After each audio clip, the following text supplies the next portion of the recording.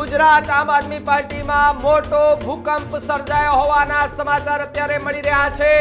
આપ નેતા કરશન બાપુ ભાદરકાનો આમ આદમી પાર્ટીમાંથી રાજીનામું કરશનદાસ બાપુએ તમામ હોદ્દા પરથી રાજીનામું આપ્યું હોવાની વાત સામે આવી રહી છે। જ્યારે કરશન બાપુએ નિર્ણય લીધો છે ત્યારે આમ આદમી તમારા ન્યૂઝ રૂમના માધ્યમથી કરશન બાપુ ભાદરકાને આજે અમે એમના સારા સ્વાસ્થ્ય માટે સારા સ્વાસ્થ્યની શુભકામનાઓ એમને પાઠવીએ છીએ। વિખવાદ હોય છે પાર્ટીના અંદર જ આમ આદમી પાર્ટી પૂરા કરી શકે એવી આમ આદમી પાર્ટીમાં કેપેસિટી છે, પરંતુ અત્યારની વાત કરીએ તો આમ આદમી પાર્ટીમાં કોઈ જ પ્રકારનો પણ છતાં પણ અમે હજી પણ આશા રાખીએ છીએ કે કરશનદાસ બાપુ અમારી સાથે જ રહે અને જે પોતે કાર્ય કરી રહ્યા હતા, જે જનજાગૃતિનો જે પાર્ટી માટે જે કાર્ય કરી રહ્યા હતા, એ શક્તિની આજે પણ પાર્ટીને ખૂબ જરૂર છે।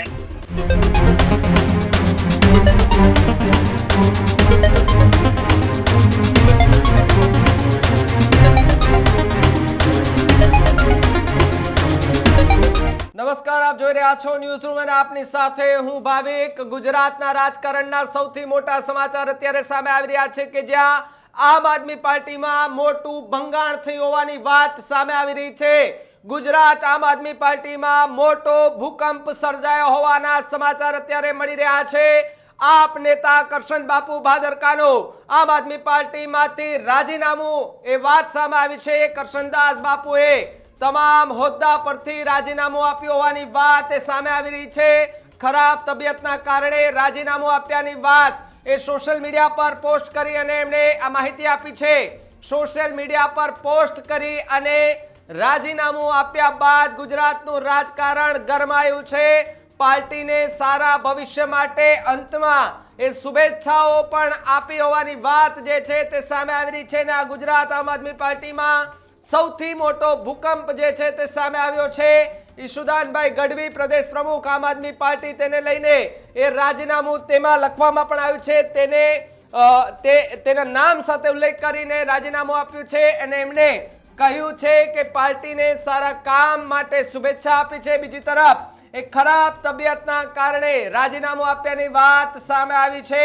એ સોશિયલ મીડિયાની અંદર તેમણે રાજીનામું જે છે તે લખ્યું છે। ડોક્ટરની સલાહ પ્રમાણે મારે થોડો રેસ્ટ કરવાની જરૂર છે, આ પ્રકારની વાત સાથે રાજીનામું આપ્યાના સમાચાર મળતા જ ગુજરાત આમ આદમી પાર્ટીમાં ખળભળાટ મચી ગયો છે। ગુજરાત આમ આદમી પાર્ટીમાં ભૂકંપ સર્જાયો છે।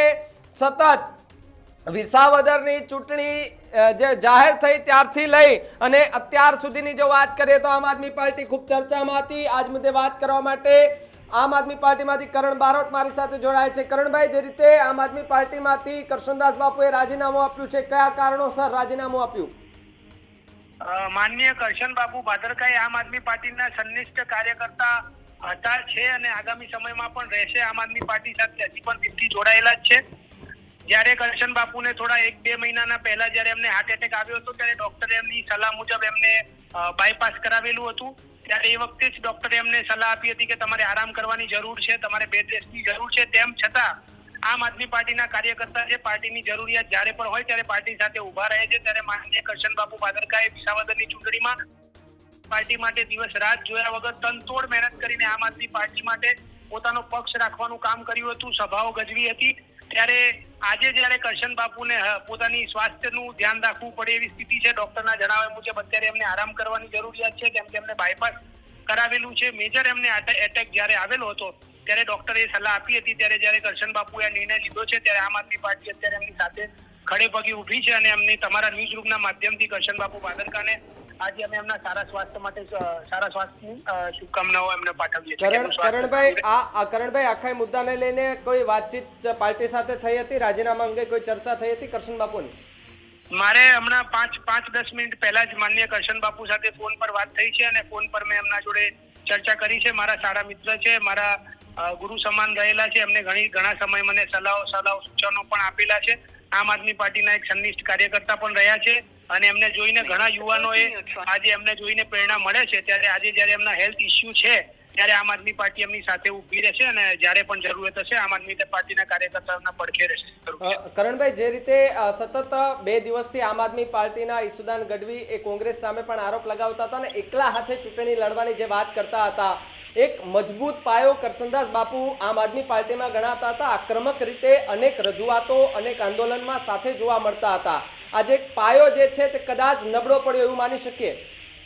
ના, આમ આદમી પાર્ટીના સાથે જોડાયેલા કરશન બાપુ ભાદરકાએ આમ આદમી પાર્ટી સાથે જ અત્યારે છે. જ્યારે એમને ડોક્ટરે એવી રિક્વેસ્ટ કરી છે કે બાપુ તમારે થોડું હેલ્થ ઇસ્યુ જે છે તમારે થોડું ધ્યાન રાખવું છે, બેડ રેસ્ટ કરવી પડે એવી સ્થિતિ છે, ત્યારે કરશન બાપુ હમણાં થોડા સમય માટે બેડ રેસ્ટ કરવાનો છે એમને. એના માટે થોડા સમય માટે એમને રેસ્ટ લીધો છે. બાકી આમ આદમી પાર્ટીની વિચારધારા સાથે જોડાયેલા છે. અન્ય સમાચારો જ્યાં મેં સાંભળ્યા, કરશન બાપુ પોતે પણ એવું કહે છે કે આમ આદમી પાર્ટીમાં એમનો જેટલો પ્રેમ મળ્યો છે એટલો પ્રેમ આજ સુધી એમને કોઈ બીજી પાર્ટીમાં નથી મળ્યો. રહી વાત કોંગ્રેસની, તો કોંગ્રેસ પાર્ટીએ વિસાવદરની ચૂંટણીમાં શું કર્યું હતું સાયોના હોટલની અંદર, એ સમગ્ર ગુજરાતે જોયું છે. જ્યારે કોંગ્રેસ પાર્ટીના ટોચના નેતાઓ સાયોના હોટલની અંદર જો રૂપિયા વેચાતા પકડાતા હોય તો કોંગ્રેસના કાર્યકર્તાઓમાં નિરાશા છે.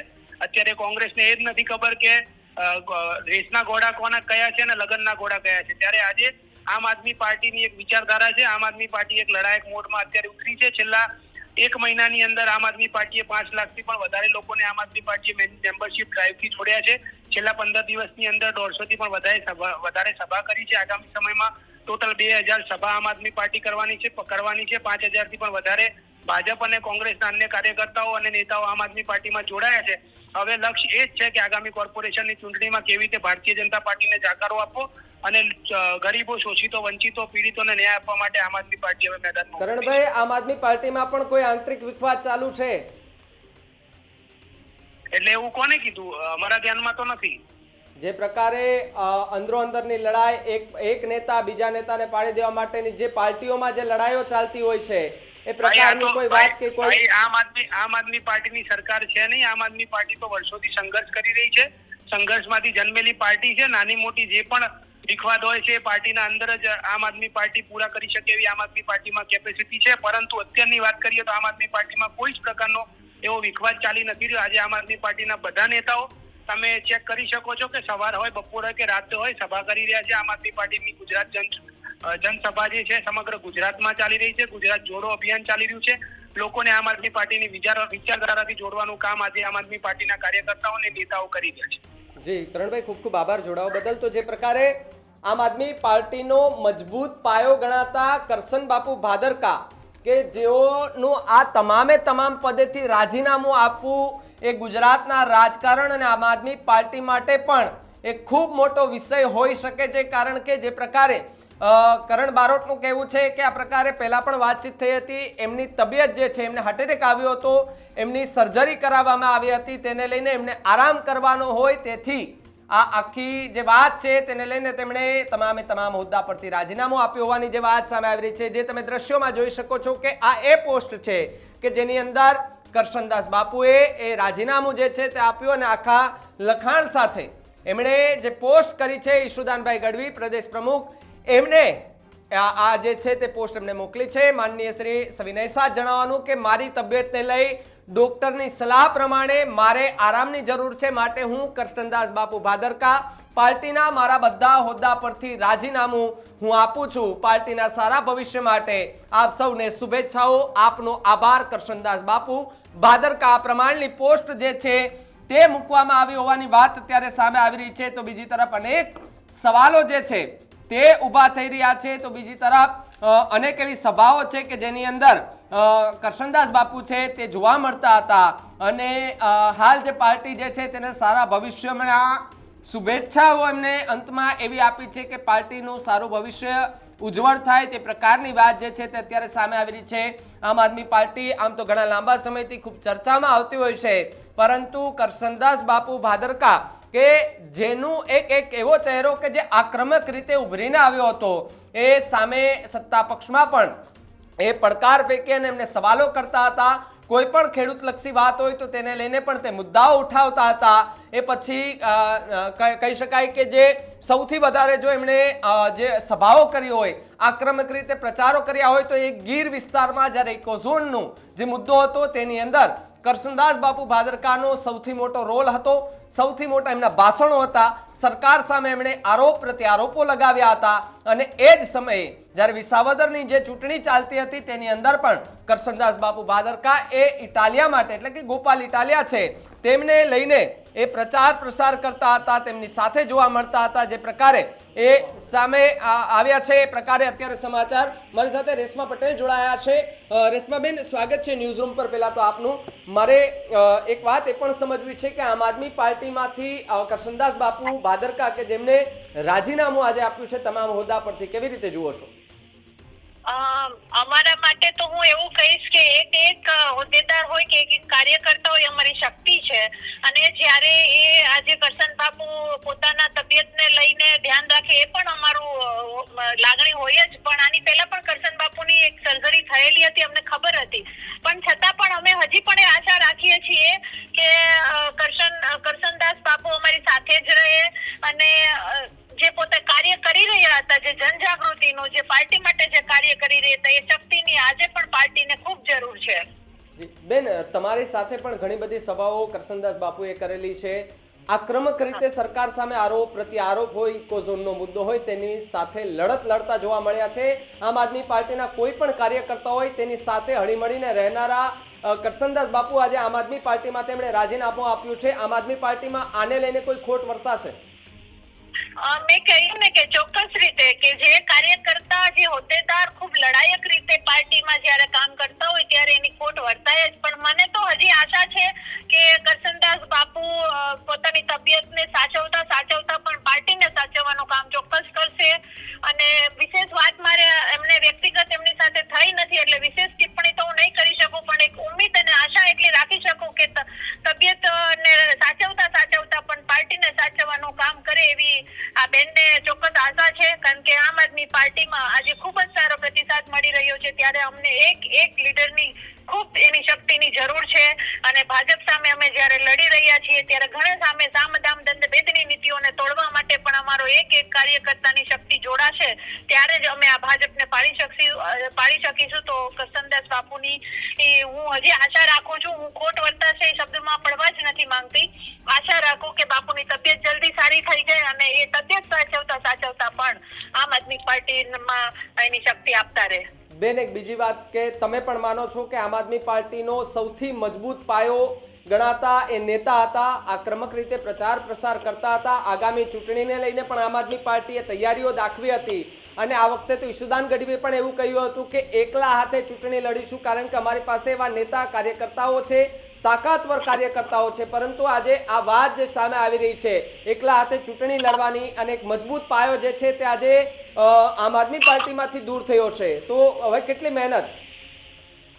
નહીં, મેં કહ્યું ને કે એમની લાગણી આજ પણ એમણે પોતાના પત્રમાં પણ લખ્યું જ છે કે સારા ભવિષ્ય માટે હંમેશા એની સારી ભાવનાઓ અમારી સાથે છે.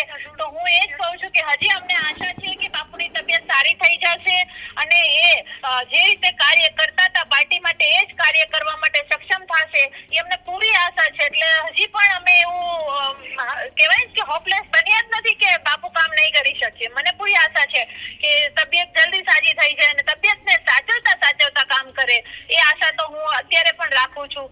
એટલે ખોટ વર્તાશે એ શબ્દમાં મારે પડવું જ નથી. ખોટ વર્તાય એવા દિવસો જ નહીં આવે.